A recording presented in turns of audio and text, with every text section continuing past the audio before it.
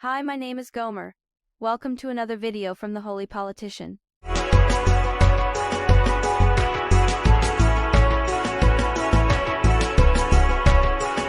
Hey, so I want to share a little bit about my story and unpack this issue that I've been wrestling with, and that is the way that people are conflating the LGBTQ plus issue with the race issue in America.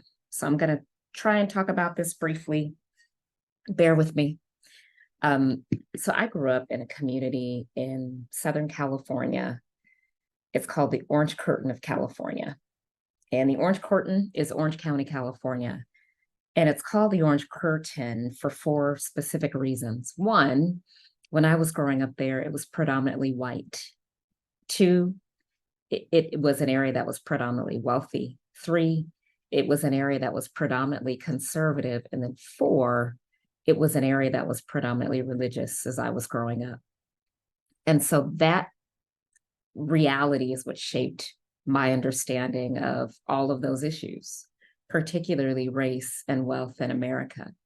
So as I gravitated towards a historically Black university at Howard University, really began to understand the larger ecosystem that we live in and really wrap my mind around the African diaspora. And so I became an advocate for children. And as an advocate for children, I started to really see how a lot of these people that claim to be progressive are really hurting people of color. So a lot of their policies are antithetical to what they claim to be as these progressive thinkers that are trying to help people who are impoverished get out of poverty, helping them to get a leg up in society. And a lot of that is just because of unconscious bias and a lack of awareness that their policies are actually causing harm and creating unintended consequences as opposed to helping people. And so as I started to think about some of the legislation that has been passed around the country, particularly in the state of Florida where I live, there was legislation that came out of the state legislature that the governor signed that basically is prohibiting diversity, equity, and inclusion in institutions of higher learning, but also protecting kids in classrooms when it comes to gender identity and the LGBTQ phenomenon. But what I don't understand is why we are talking about these things in tandem as if the LGBTQ issue and the race issue is the same thing, when really they're not the same thing, right? I was born in Black skin, and that's not something that I can control at birth. It's not something that I can control now. I cannot control the level of bias and racial prejudice that happens against me because I'm Black, because there's no way that I can change the color of my skin. However, folks that identify as LGBTQ, they, according to research, there's no gay gene. You can research this.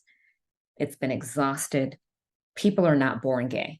There is no gay gene, which leads me to believe that people choose their LGBTQ identity, particularly when it comes to gender identity. A lot of people are choosing who they want to be. And so the fact that we are conflating these things in policy where one can choose their identity versus somebody who's born Black, and we're legislating based on choice versus reality, those are not one and the same. And so I think it's important for us to really give consideration to the social justice movement.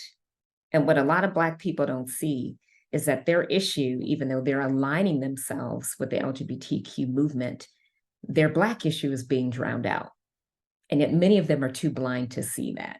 I think they think that locking arms with the LGBTQ community and supporting their cause is going to bring light and more support to their cause. It's not. Their cause is being drowned out and they don't even see it. So someday I'm hoping that we can open our eyes as a Black community and see that your issue is actually being drowned out by folks that say that they support Black justice, when in reality they are dissolving and diluting the Black justice issue.